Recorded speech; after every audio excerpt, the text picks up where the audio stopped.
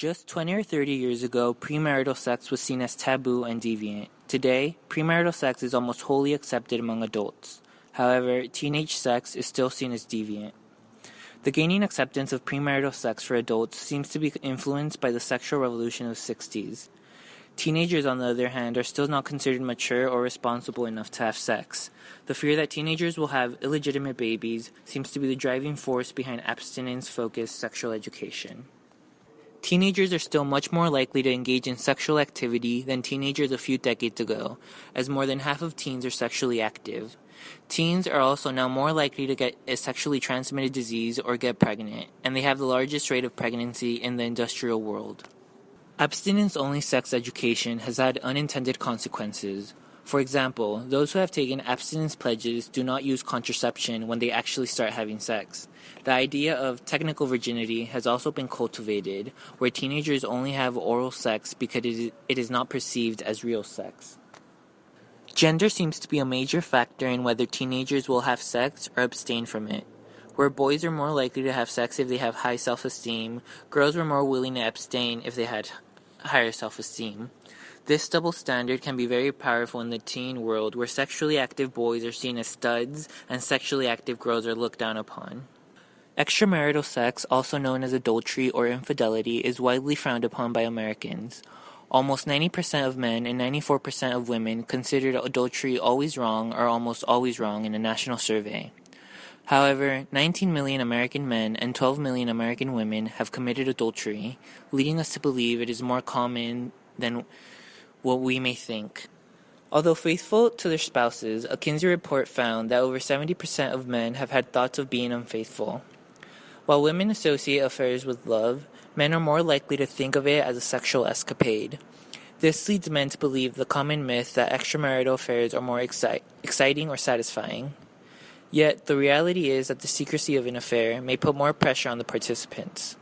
For example, where 53% of women will experience orgasm with their partner, only 39% will reach orgasm in an affair.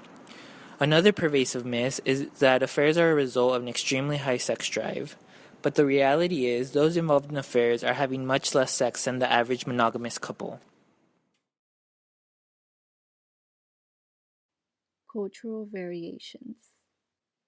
There are legitimate and illegitimate types of adulteries that vary in different forms in different cultures. Most other societies, illegitimate adultery always involves copulation. Various societies, women have been punished more harshly than men. Generally, illegitimate adulteries are socially condemned. They do not occur frequently. Legitimate adulteries occur more often in societies where they are socially approved. Sometimes young male servants visit rich men's wives, while rich husbands occasionally copulate with their maids or cooks. Taboo for any married person to ever speak of his or her affair. Legitimate adulteries such as these do not exist in American society. Points to the significant influence of culture on extramarital sex. Research focused on U.S. society further suggests the influence of certain social factors on extramarital sex. Social factors. Under the influence of the same culture that discourages infidelity, some Americans more likely than others to cheat on their spouse. Various studies show extramarital sex is more common among those who have experienced sexual intercourse than among those who have not. Men are more likely than women to have an affair. Less religious generally have a higher occurrence of extramarital sex than the more religious. Lower income people more likely than higher income people to be unfaithful to their spouse. Gender difference in adultery, the most significant finding because it is virtually in all societies according to sociobiologists.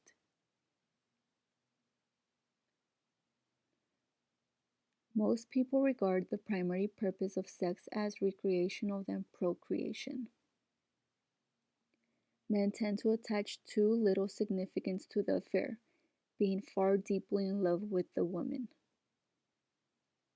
Women tend to attach too much significance to the affair, believing they no longer love their husband and that their affair partner is their true love of their life. Many affairs begin accidentally, may have too much to drink, caught up in the moment, or had a bad day. Infidelity likely to lead to divorce. Betrayed wife or cuckold husband strive to save their marriage.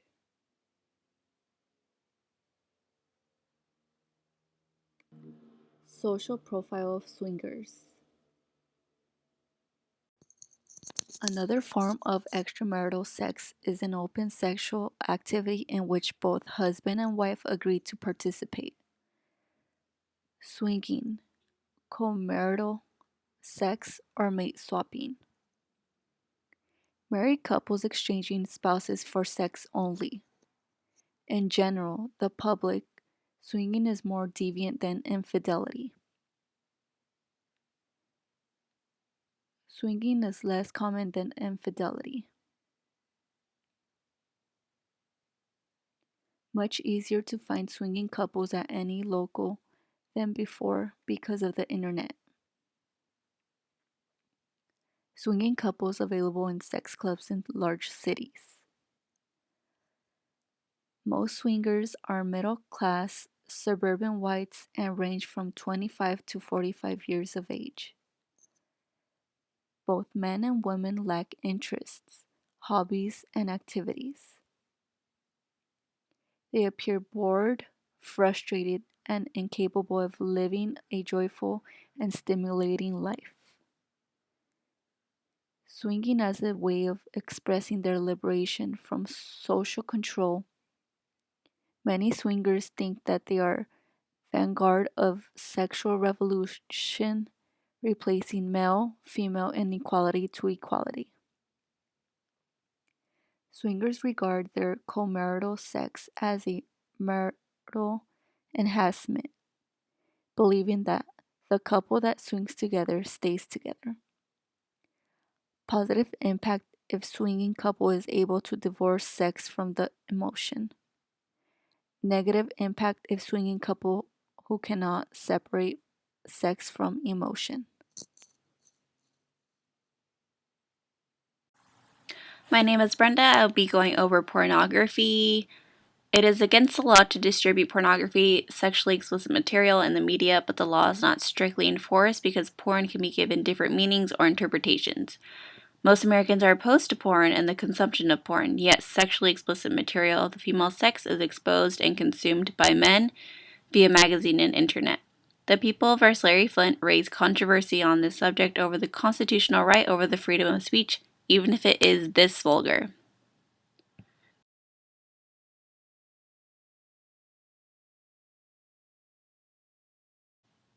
Going into the topic of the porn industry, pornography has become an enormous wealthy industry today because there has been a high demand for sexual explicit material over the last 10 years. Video rentals skyrocketed from 75 million in 1985 to 665 million in 1996. The United States has become the largest leading producer of hardcore videos and are widely consumed in videos, phone sex, computer porn, magazines, internet, you name it, it's out there. Money spent on adult porn is $97 billion. That is more money spent on porn than rock music and country music combined. Also, strip clubs alone bring more money than the opera, ballet, and jazz combined as well.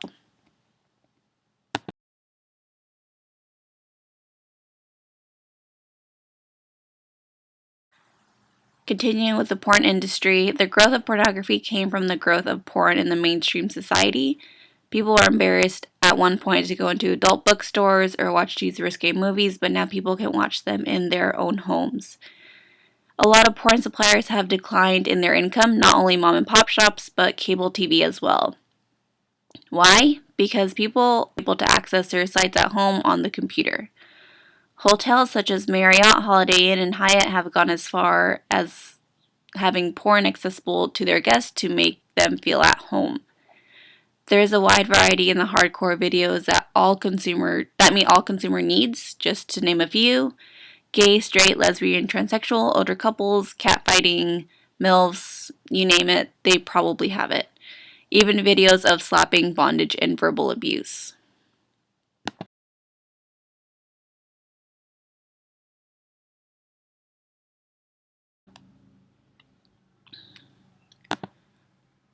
The effects of pornography. Research has produced seemingly conflicting findings on the effect of pornography. Pornography as harmful is what we will be looking at right now. Some feminists support the idea that a woman has a legal right to free expression through porn, even if they personally find it distasteful. Many other feminists are opposed to pornography because it shows pornography is harmful to women.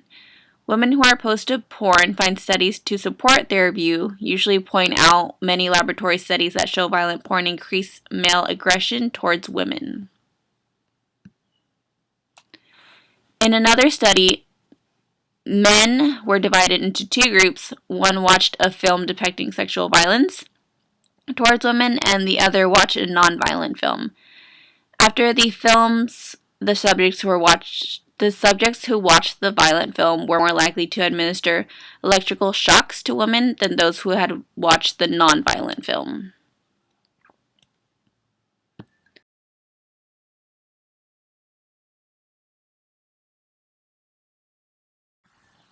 Continuing with pornography as harmful, it is hard to generalize from the laboratory studies to what goes on in society as a whole, meaning because that study shows that these men showed aggression towards women does not mean that society as a whole or men as a whole are all aggressive towards women.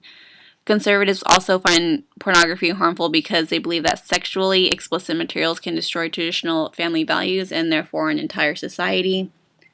With this, men are exposed to explicit depictions of common acts of sex that lead portrayals of less common, more deviant practices.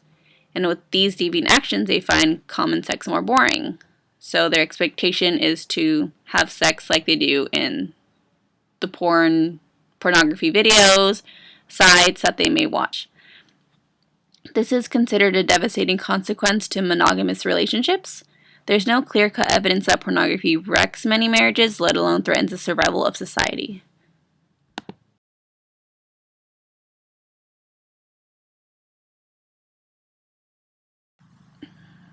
Now we will be looking at pornography as harmless.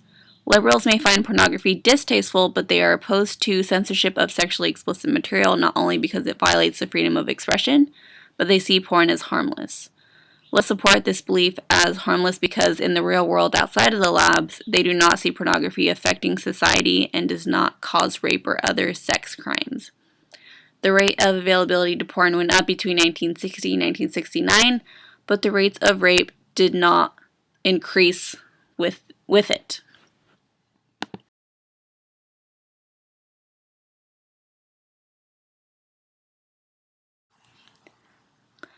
Continuing pornography as harmless.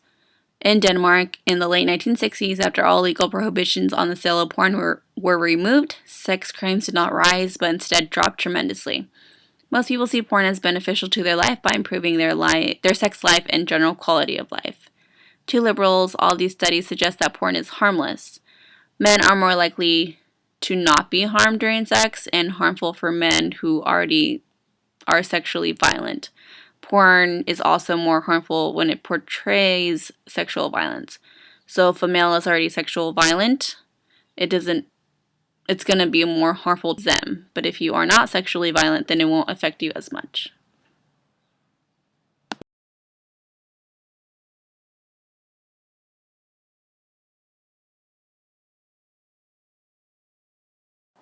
Hello class, my name is Raul Lozano. I was assigned Chapter 9, Heterosexual Deviance.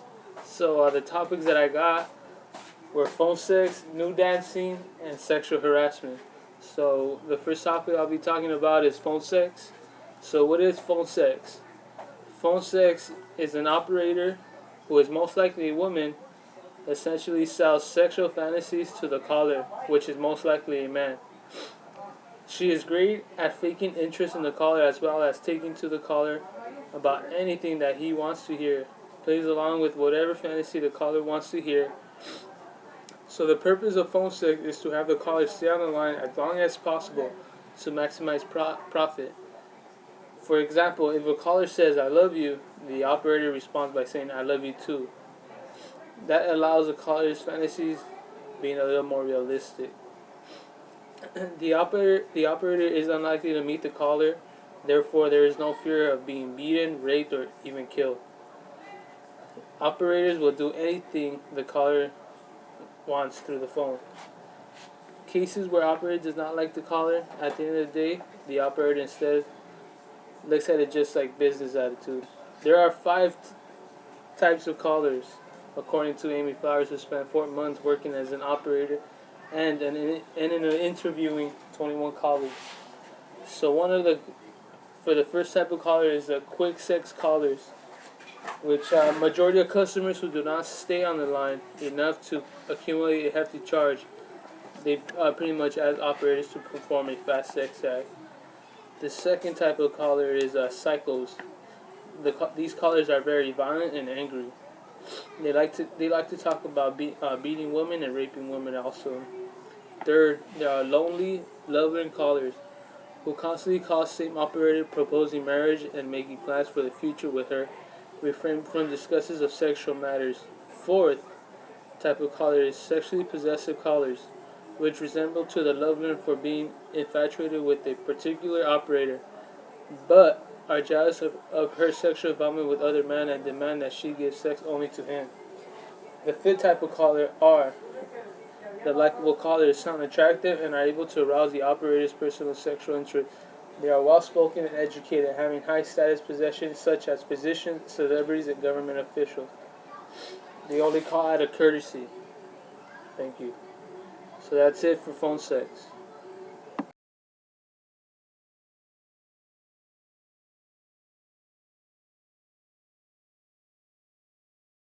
Okay, so now we'll be discussing nude dancing.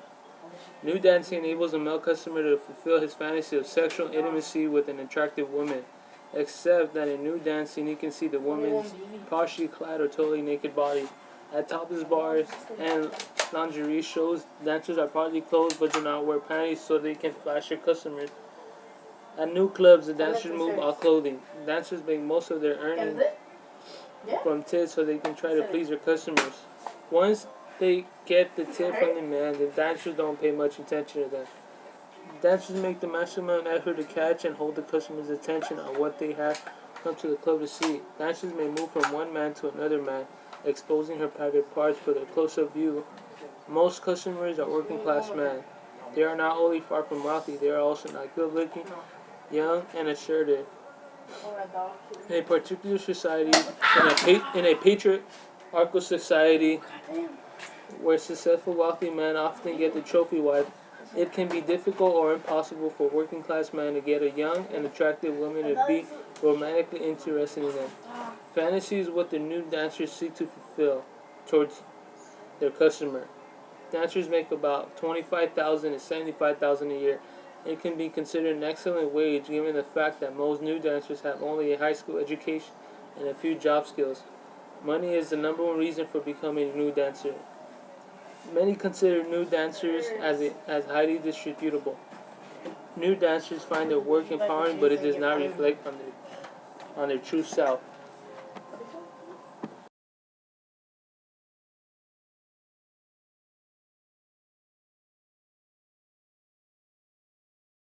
So for the final topic that I'll be talking about is sexual harassment.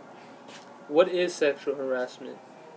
It is defined as an unwelcome act of sexual nature. According to the U.S. Supreme Court, it defines sexual harassment as any sexual conduct that makes a workplace environment so hostile or abusive to the victims that they find it hard to perform their job.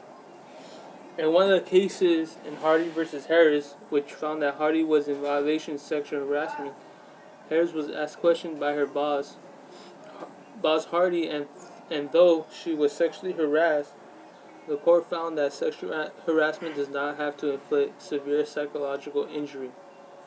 Since early 1990s, numbers of sexual harassment has increased substantially. To avoid being sued, many companies, universities, and colleges have instituted anti-harassment policies. Supreme Court ruled that companies can defend themselves from lawsuits only if it is reasonable. Schools can also be sued if failed to stop harassment. According to studies, half of all working women have been sexually harassed. 40% of college women have been harassed.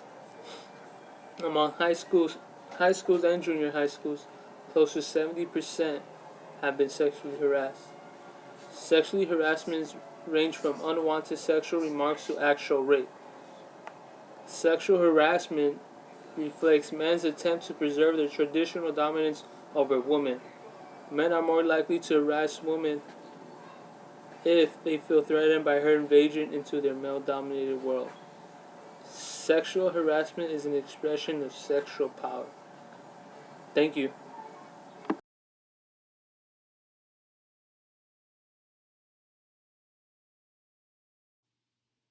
I'm Sheila Mannion, and I'm presenting the world of prostitution. Prostitution, the exchange of sex for money, is legal in many counties in Europe and elsewhere. By contrast, it's not legal in the United States, except in some counties of Nevada.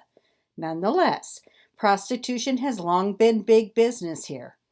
Every year, billions of dollars are spent on sexual favors of prostitutes, whose profits amount to at least 10 times the annual budget of the U.S. Department of Justice.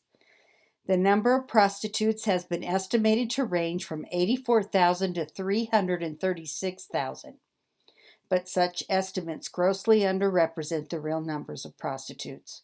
This is because the figures are almost entirely derived from sex workers who are known to the police, and fail to take into account those who are not. According to one survey that asked a nationwide sample of American women, ages 18 to 64, whether they had ever had sex for money, nearly 6% said yes. This seemingly small percentage translates into a huge number, at least 4.2 million women. Myths about prostitution. We often hear that prostitution is the oldest profession in the world. This is a myth. However, because priesthood is the oldest profession, we frequently encounter other myths about prostitutes, such as those that follow. First, it is often mentioned in both folklore and sometimes even in scientific literature that prostitutes typically are nymphomaniacs, having an insatiable desire for sexual intercourse with many men. This is a male fantasy, not substantiated by facts. Before going into the sex business, most prostitutes do not have many more sex partners than other average women. What is true is that prostitutes have started having sex at a younger age than other women. Second, some clinical psychologists assume that the opposite of the first myths are true. Prostitutes are sexually frigid. Actually, when they have sex with their husbands or boyfriends, prostitutes as a group are more responsive than other women, more able to achieve orgasm. The majority of call girls even frequently have orgasms with their clients, primarily because those men tend to treat them like girlfriends. Only streetwalkers are unlikely to experience orgasms with their customers, who are much less friendly than call girls' clients. Third, there are two contradictory beliefs about how prostitutes treat their clients. On the one hand, they are believed to be nasty and hard-hearted, as suggested by the popular saying, "as cold as a whore's heart." On the other hand, they are romanticized as sweet and warm-hearted, a woman with a heart of gold. In reality, however, The average prostitute's attitude towards her clients is quite similar to that of anyone who provides services to a diverse clientele. Some clients she likes, a few others she dislikes, and toward most of them she simply feels neutral. However, being paid more and treated better, call girls, escorts, and brothel prostitutes are more like than streetwalkers to like their clients. Fourth, it is widely believed that most prostitutes are drug addicts or have turned to prostitution to support their drug habits. They are assumed to have emotional problems. It is true that streetwalkers are more likely than conventional women to be addicted to drugs, but streetwalkers make up only a minority, 10 to 30% of prostitutes. Most prostitutes, including call girls, escorts, house prostitutes, and others who work indoors rather than on the street, are not drug addicts. They are also relatively free of emotional problems. While streetwalkers are more prone to have psychological problems resulting from the stress and danger of working the streets. Types of prostitutes. There is a great variety of prostitutes. Some researchers have found as many as 18 different types. Most of these kinds are relatively rare. However, so we need to know only the more common types, namely streetwalkers, child and adolescent prostitutes, house prostitutes, and call girls. These sex workers are employed in a highly stratified occupation, so that they vary from one another in their status in prostitution, the price they charge, and the quality of their social and work life. The status, price, or life quality rises as one goes from streetwalkers who occupy the lowest status to call girls who have the highest status. Streetwalkers normally use a standard method of soliciting. When a streetwalker sees a potential customer strolling on the sidewalk, she's likely to smile at him. She may then say to him such things as, "Hi, how are you today?" or "Which direction are you heading?" If the man responds, she may ask, "Do you want company?" or "Want a date?" or "Want to do something?" Then she tells him her price. Although very often the man himself takes the initiative and simply asks how much. Once a deal is struck, she typically takes him to a hotel room. Sometimes streetwalkers solicit business from cruising motorists. For most of these transactions, the service is rendered in the car. Because many customers find their cars too cramped for intercourse, a large number of car jobs involve oral sex only. By contrast, virtually all the sexual services in hotel rooms involve vaginal intercourse. Whatever and however the sexual act is carried out, most streetwalkers, not being well paid, strive to minimize its duration. Thus, most of sexual services in the room last 15 to 30 minutes, while most of the car jobs last only 4 to 15 minutes. Many car customers may whine about the shortness of the service, but most streetwalkers consider their job finished when the customer ejaculates. And it does not take long for this to occur, as the streetwalker says. The men who are driving around here are so excited and horny when you touch that thing. It almost happens right away. That's why, despite the complaint, many customers repeatedly return for the same kind of service. Usually, streetwalkers ply their trade in lower class areas, where they can afford to solicit blatantly and openly without much fear of getting arrested by the police. But in many suburban areas today, streetwalkers are more careful to avoid arrest. This presents a problem, though. How can customers know the identity of a streetwalker if she camouflages it to avoid being too obstructive to the general public? To solve this problem, streetwalkers resort to a unique strategy, alternating between actively soliciting when spotting a potential customer and discreetly blending into the street scene when seeing a police officer. Thus, most streetwalkers tend to stand near a bus or taxi stop, a street corner, or a hotel entrance. This enables a customer to distinguish a streetwalker from other pedestrians, and when she sees him approaching her, she will know him to be a customer. At the same time, such public places enable a streetwalker to loiter like any other pedestrian when a police officer appears. The prospect of being arrested is not the only problem facing streetwalkers. More than other types of prostitutes, streetwalkers are often abused by customers, pimps, and even police. Customers frequently force them to engage in kinky sex, rape them, refuse to pay them, rob them, or beat them. Pimps regularly beat them too.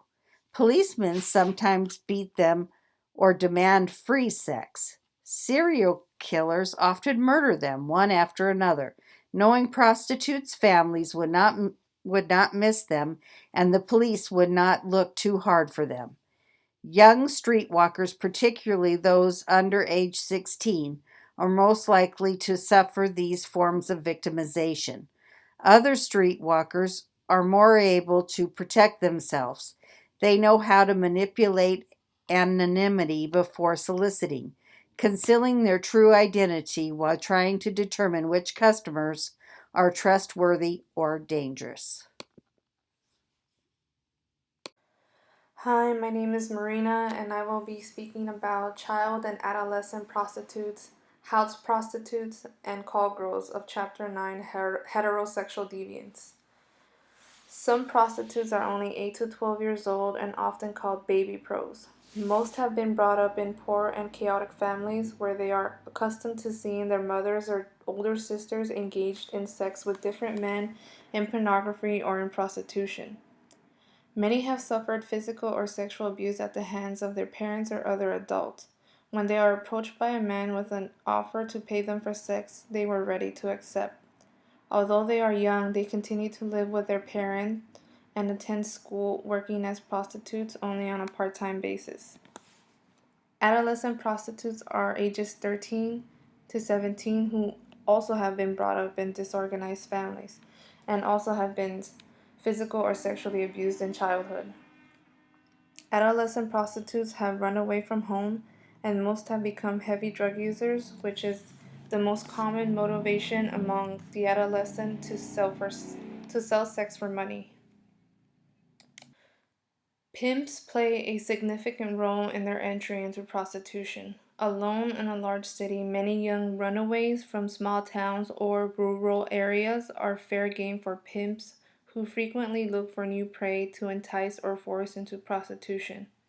There are only a small number of adolescent prostitutes in the US and Western societies, but in poor countries there are a far greater number of youngsters forced or tricked into prostitution by pimps, parents, or poverty. For example, in Thailand, many young girls are sold by penniless parents to brothel operators and tricked into coming to big cities where they are forced to work in whorehouses. The girls are enticed to marry German tourists and then brought to Germany to serve as house prostitutes. In Nepal, some 7,000 adolescents are sold every year to the brothels in the Indian city of Bombay.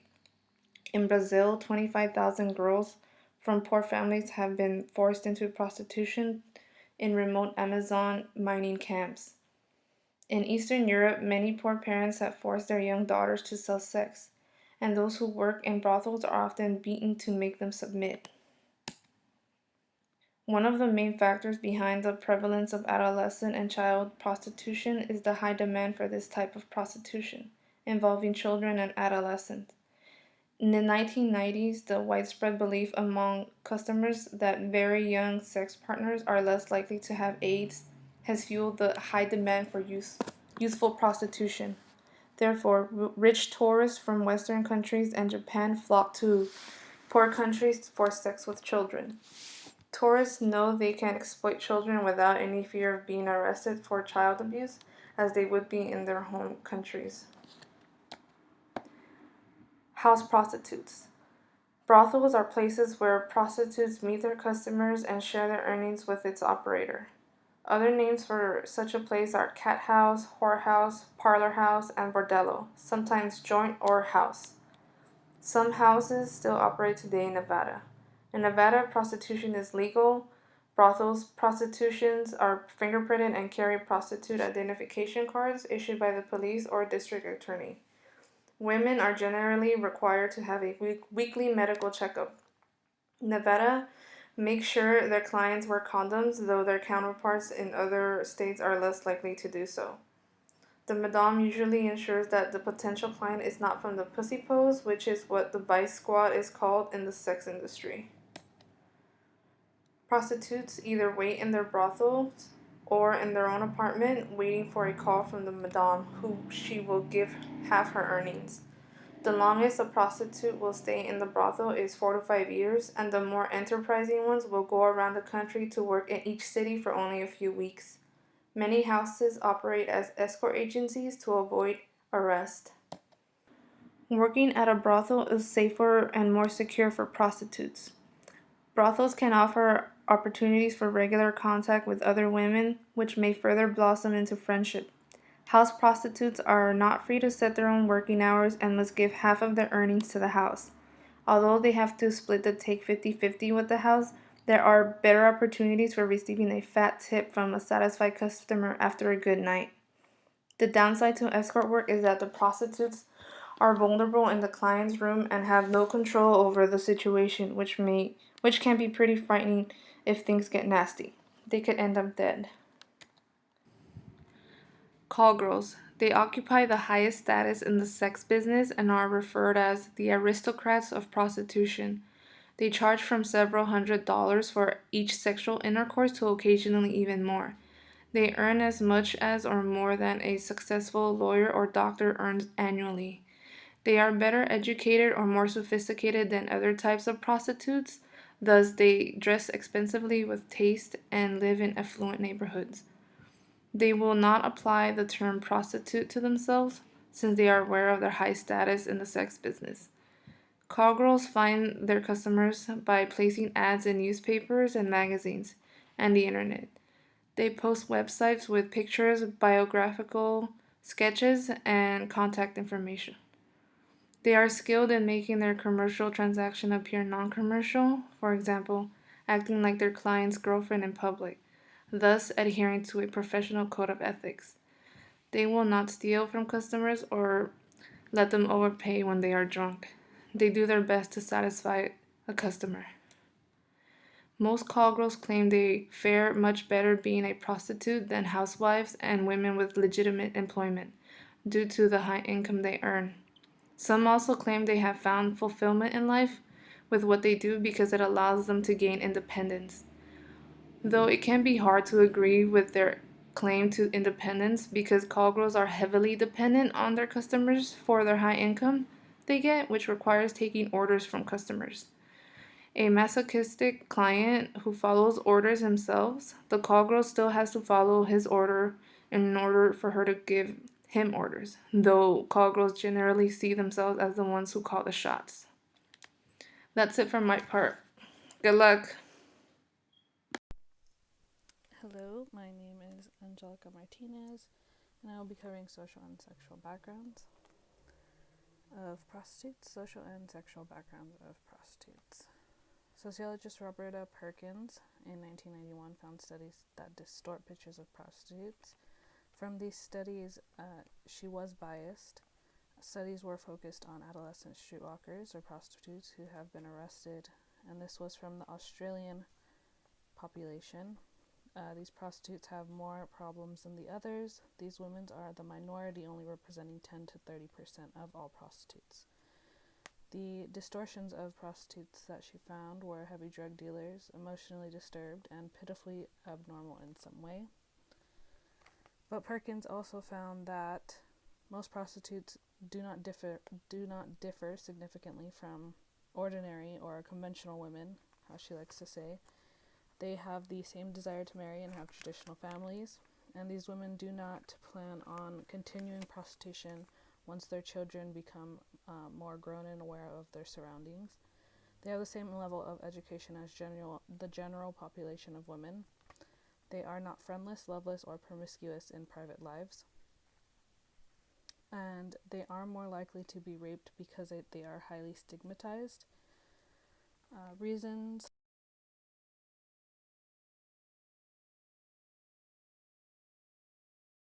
for becoming a prostitute. Public opinions vary from drug addiction, severe poverty, low self-esteem, and emotional problems. And that usually is categorized with having personal, social, or psychological problems. From the sample that was asked why they were prostitutes, most gave economic reasons. More money, unemployed, supporting the family, paying education, they wanted to go on trips or have nice cars. The money was good, so most of them agreed with the prostitution. Usually needs someone to introduce them to the business, friends or family that is in the business. One example was given with legal issues. They didn't have enough money to pay the lawyer, so they went into prostitution. The second, an old friend introduced her, and she realized that the money was good.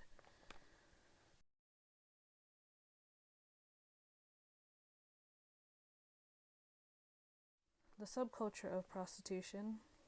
Beliefs that the prostitutes have of themselves. Prostitutes are morally superior to the conventional women.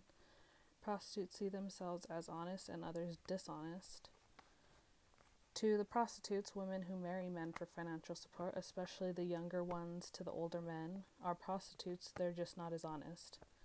And respectable customers are hypocrites. They will talk bad about prostitutions in public, but visit them in private. Many prostitutes despise their customers, so they exploit them by maximizing the fee, and minimizing the service.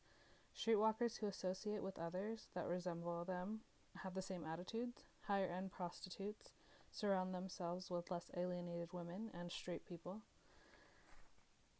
They also have the belief that what they do is good for the society and that they are providing important services for the community, including preventing sex crime and marital success.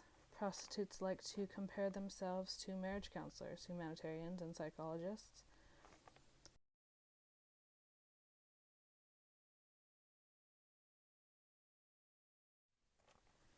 The prostitution and the fight for equality.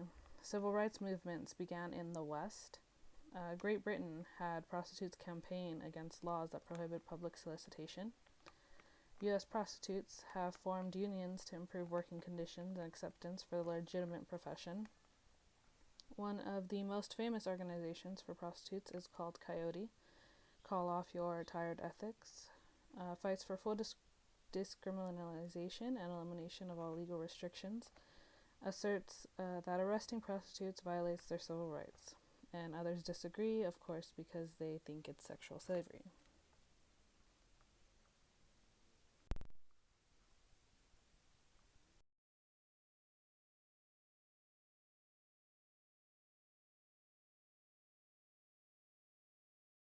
I am Anthony Martinez and will be discussing the other participants in prostitution within Chapter 9 of Heterosexual Deviance.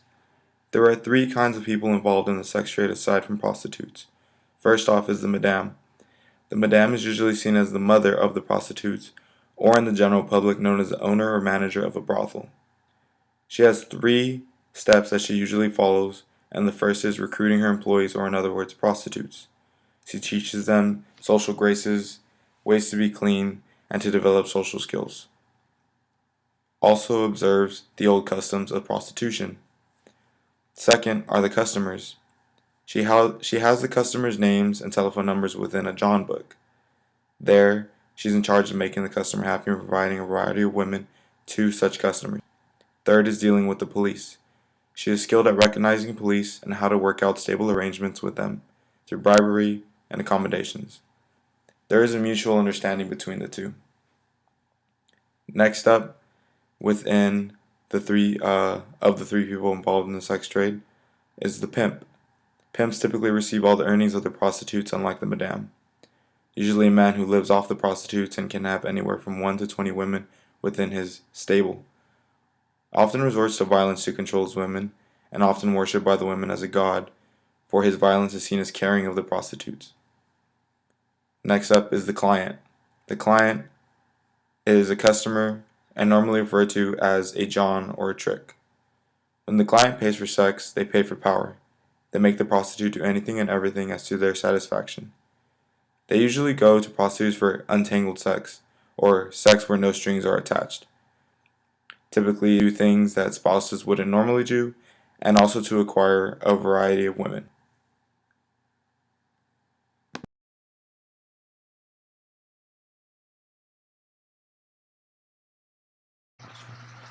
Hello, my name is Jonathan Martinez, and my section includes societal reaction to prostitution and a global perspective on prostitution.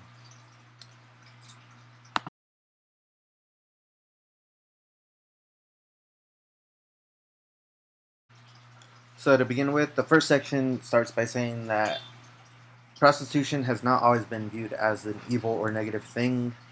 Um, in the past, it was actually viewed as a sacred practice in religion. Nowadays, prostitution is viewed as an evil that can be found in every society. In the early 20th century, a campaign was launched against prostitution. Organizations including the YMCA and the American Purity Alliance led this campaign to abolish prostitution or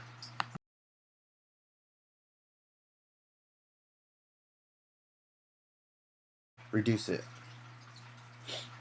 By the mid-1940s, most brothels that had opened were starting to close down, except for the occasional few in Nevada where it's still legal.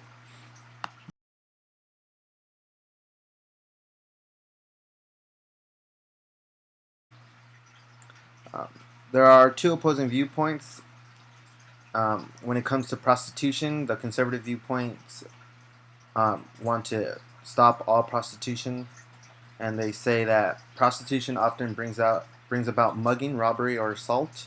Prostitution provides breeding grounds for organized crime. Prostitution helps spread AIDS and other STDs. Prostitution often subjects innocent citizens to offensive public solicitation, and prostitution is destructive to public morals. Feminists also view prostitution as degrading to women because it robs them of their dignity and their worth as human beings.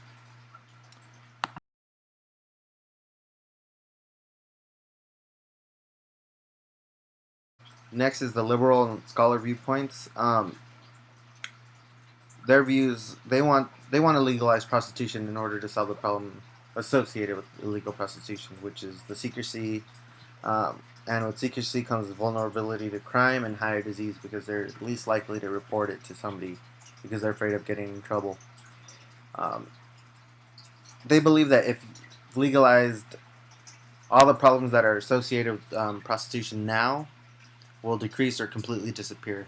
For example, in some parts of Europe, Australia, New Zealand, and Mexico, where prostitution is legalized, it is highly regulated. They see less crime and less disease because they're able to enforce more requirements on the prostitutes, including regular health checkups and where they're allowed to operate and not allowed to operate. They also argue that making prostitution only encourages corruption among police and citizens. It costs too much to prosecute and to monitor illegal prostitution, more than it is worth.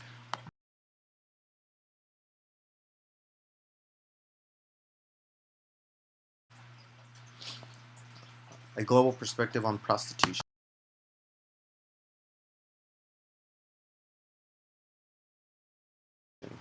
This section is really short and it just talks about women and how they get into prostitution. The first part is about Russian and Eastern European women.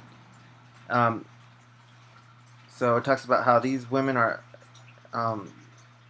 coerced into prostitution because it's their only choice left.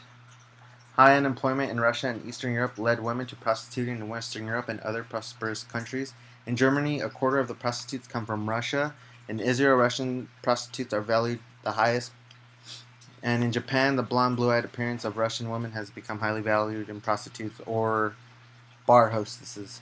In Saudi Arabia, where it's a very religious country, Russian prostitutes can still be found just because of their appearance. These women are either tricked into prostitution or forced into it. And by tricked, they're promised false jobs once they arrive in these countries, or modeling jobs. And then once they're here, they have no way of getting back, so they're forced into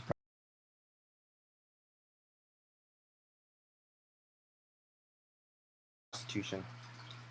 So women in other countries that are forced into prostitution include Latin American women, and they're also tricked into jobs overseas of promising modeling or like legitimate jobs. They're given money, and then they're given the passport so they can fly to these countries, and then once they're there, they're stuck because they don't have any more money left to get back, so they're forced into prostitution. Asian women have also been lured into Western European prostitution organizations, and the United States is also included in this. Some women come from poor villages and are forced into prostitution because they don't know any better. And in some Asian countries, most of the tourism comes from prostitution. Europeans and Americans go to these countries solely for sex.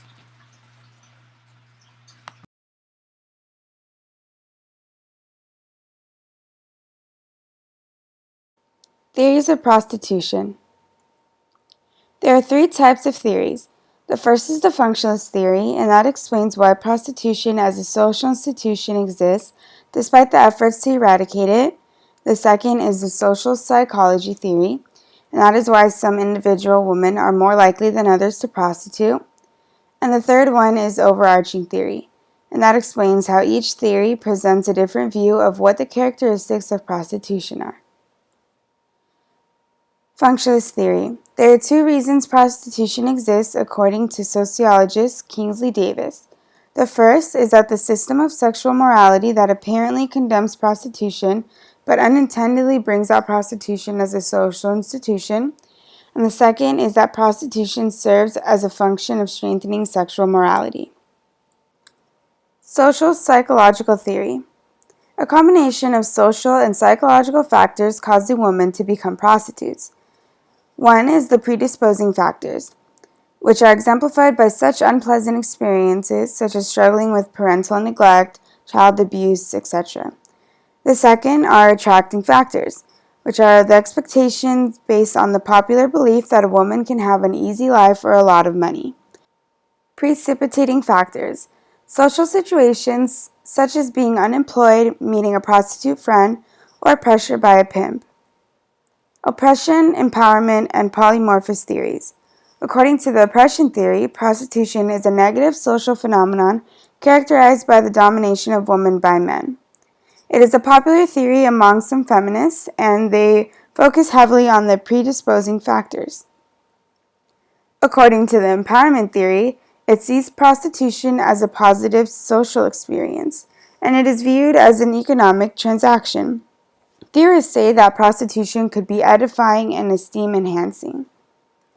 And the polymorphous theory is sensitive to the complexities of prostitution, emphasizing both positive and negative characteristics. Their research documents its social organization, workers' experience, their clients' motives and experiences, and the role of the third party, such as pimps, madams, bar owners, etc., and how they manage the prostitutes.